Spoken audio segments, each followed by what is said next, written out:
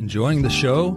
You can help others find it and enjoy it too by giving us a 5-star rating or review.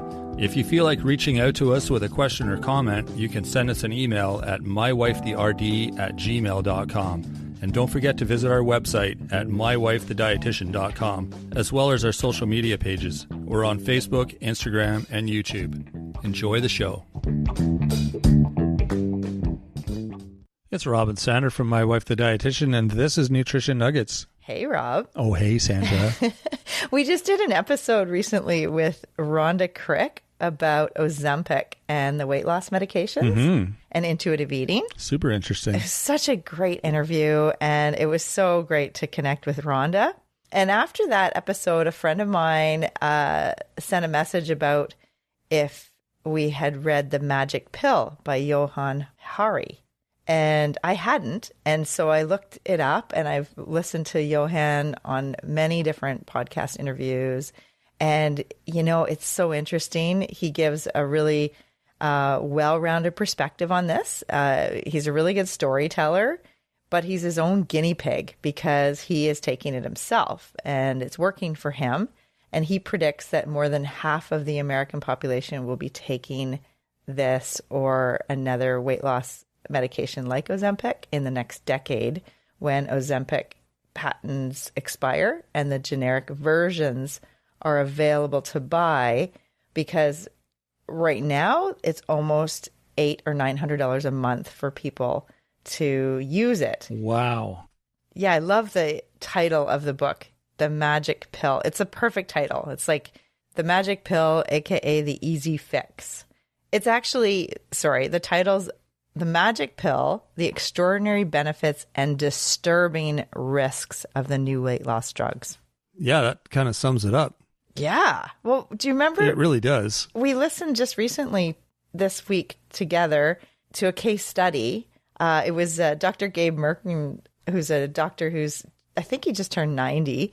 And he's experienced, very experienced doctor. Yeah, for sure. Yeah. So he was talking about a case study of a woman who was taking Ozempic, and she was found on the floor in her house by her husband, and she had to go to the hospital, and she had emergency surgery, and her colon had died. So she ended up having a lot of her colon removed. And after that, she had to have an ileostomy, so a bag for the rest of her life. And she is suing the weight loss drug company because she said she wasn't aware of those risks. And are we going to talk about the risks? Because something happens, like the medication does something to your body that changes how it functions, right? And that's why she had the issues she had. And in the process, it killed her colon. Yeah, exactly. Right? And Dr. Gabe Mirkin on this show, he said, actually, she was aware of the risks and she just ignored them because one of the side effects or a symptom that she should have not ignored was the constipation. Which is a common side effect. Yes. Right. Because it's paralysis of the whole GI tract. So the esophagus, the stomach, the small intestine, and the colon. And for her colon died. And so what can happen to people is you could get like megacolon, which is like you're so full of your waste. Yes. Yeah. Which isn't funny at all. It's awful. It's scary. And, you know, that's an extreme case, the paralysis of a colon. And what does paralysis mean? Like that you're paralyzed? Yeah. Is that what the drug does? It stops the what's the squeezy the peristalsis? Yeah. Yes. It stops that process? Yes. Yeah. Because your whole GI tract does that, right? From your esophagus through your whole system out the other end. It's exactly. all like peristalsis, which is like squeezing your toothpaste tube to get it out, right? Yeah. Yeah. And so if your system stops doing that, then everything just slows down to a halt. That's right. And then it starts to back up. Yeah. And then you can see kind of where this is going, right? Yeah. Yeah. Because we talked a little bit about the side effects on our episode with Rhonda, but to hear a case study like that and it was so vivid. the extreme side effects and risks of that. And there's other risks too, like pancreatitis is one that actually a UBC, our local university here in BC, Canada, they found that the weight loss medication increased the risk of pancreatitis by a factor of 9. Wow. So you're like 9 times more likely. That's what you mean. That's Yes. amazing. Yeah. And we did talk with Rhonda about how any weight loss diet or a medication that causes you to lose weight, you are going to lose not just fat, but lean muscle. And Johann Hari talks about this too, is you're losing lean muscle, and it's in the realm of 20 to 30% of your muscle. Really? Yes. When you are losing weight, it's 30% muscle. Yeah, that's a chunk. Holy. Yeah. So, I mean, people want to get smaller, they want to get skinnier, they want to shrink. But like we've talked about in other episodes with Elizabeth Quinn recently about bone mass and muscle, this is part of it. Like, do you really want to sacrifice your skeleton and your lean muscle mass Yeah. to get smaller and to, anyways. So it's just really interesting to think that potentially, half of the American population potentially might be on this medication in the next decade or two. Yeah. And wow. That's a scary thought. It's a scary thought because, well, because of the effects that this drug has, but it's also a scary thought that our society would get to a point where we thought that was okay and that was the answer and there was nothing else available or enticing enough for us to be interested in. Yeah, I think part of it, it's so interesting. And this is, weighing the pros and cons. And as Johann Hari says in his interviews, it's the risk of obesity is so... Like we're so susceptible to it almost? We're susceptible to that, but also it just increases our risk for every disease. Being obese is... Yeah. And so that's his rationale. I mean, he does talk about the risks and how, there's you don't get a free lunch ever, right? Right. It's but the risks of obesity and the population of so many people, like I can't even remember the stats. It's like, is it 1 in 2 Americans are obese? It's something crazy. I don't know if it's that much, but it's a lot for sure. Yeah. Yeah. So interesting. Yeah. So I just wanted to jump on here today and just talk a little bit about the side effects and to discuss that case that we heard about, because I don't think she's the only one that this has happened to, right? Like, it does affect your whole GI tract. That's why you feel full, you don't feel like eating, and that helps with your weight loss and blood sugar control. Right. But it can also lead to nausea, vomiting. Constipation's a huge one.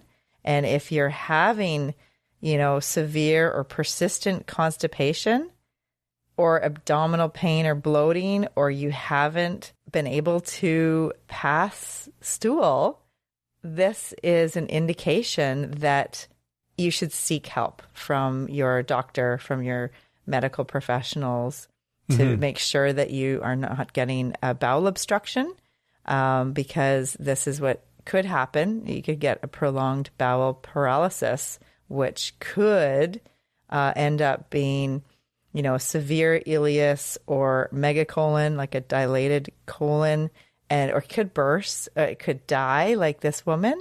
So there's she had to have part of her colon removed because it had died. So, these are real risks, and it's important that people, as Rhonda Krick had said, informed consent. It's so important. Absolutely. Yeah. Knowing what you're getting into and knowing that there are other options out there. There are alternatives to the magic pill. there's always going to be a magic pill with everything that's the quick, easy fix, but it's never the best option. It's the quickest option, but is it the healthiest? Yeah. Not likely ever. And there was obviously a very concerning, disturbing truth about people that have disordered eating and already are dealing with the dysfunctional relationship with food. This seems like an easy way out of worrying about it. Mm-hmm. And so that's a very concerning reality.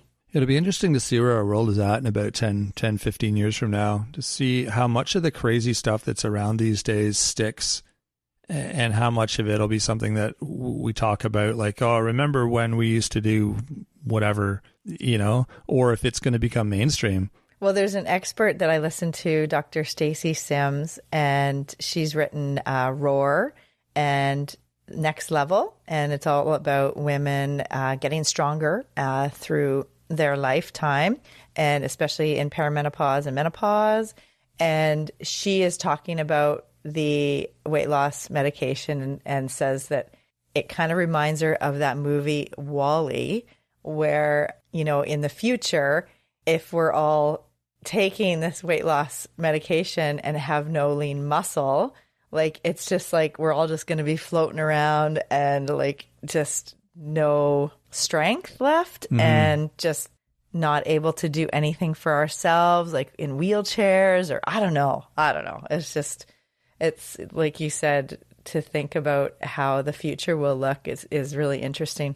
Yeah. Well, hopefully people will listen to my wife, the dietitian, and the tips that we're offering, which are pretty consistent from week to week, whole foods. What's your little line? Whole. Minimally processed. There we go. Foods that look like they do in nature. Yeah, all that. Whole, minimally processed. Lots of fruits and vegetables, and eat your beans. All those things. Yeah. So that's kind of the take-home message, really, again. It's just, instead of trying to find the magic pill, just slowly change your lifestyle to be more healthy and include the right things and get some exercise and drink some water and do all the things that you're supposed to do. Get your sleep at night. That's probably going to give you better results in the long term than popping expensive. Well, it's not a pill, I guess, Ozempic, because it's actually a shot in your arm, isn't it? It's a needle into your leg or wherever you put it. So that doesn't sound like fun. No, and there's not long-term data. We don't know what happens over time. We have 2-year time frame. Yeah, I was going to ask about that. I thought this is kind of a new thing. I wasn't sure how long it had been around. It's definitely new in the media and in the mainstream, kind of newish. Yeah. Yeah. So there's always that you have to question when things just pop up on the market. It's like, you're jamming this in your body. You don't know anything about it. And who knows what's going to happen to you down the road.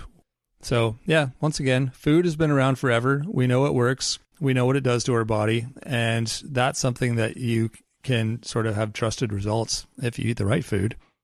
And you can have trusted results if you eat the wrong food too. We definitely know what happens with that. So your choice. There you go. So if you want more information, there's tons of great information on our website. Our blog has all sorts of great articles, different health, nutrition, all sorts of different things. Check that out. We've got a weekly newsletter you can sign up for. It's free. We've got nutrition tips in there, recipes, updates on what we're doing. It's lots of fun. So jump on that. You can sign up for that on our website. You can also send us emails if you have questions about things that you'd like us to answer, that kind of thing. You can email us at mywifetherd@gmail.com. Share the show with your friends. That's super helpful for us. Your friends will appreciate it. We'll get a new show that they like. And rate, review. That's something else that's super helpful to us. Keeps things moving forward here. Don't forget to check us out on social media as well. We're on Instagram, Facebook, and YouTube. Give us a like, subscribe. You can comment there too. That's always fun to chat to people online. So whatever works. And that is it for this week. We will be back on Monday next week with a full episode. So until then, have a great week, everyone. And get those needles out of your leg. Thanks for joining us today on My Wife the Dietitian. If you like what you heard, don't be shy. Leave us a comment or review, and be sure to share our podcast with your friends. If you'd like to hear more, hit that subscribe button. You can also follow us on our social media pages for updates, episode trailers, and other odds and ends. For more info and links on what we discussed on today's episode, check the show notes. We'll be back next week with another informative and fun-filled episode.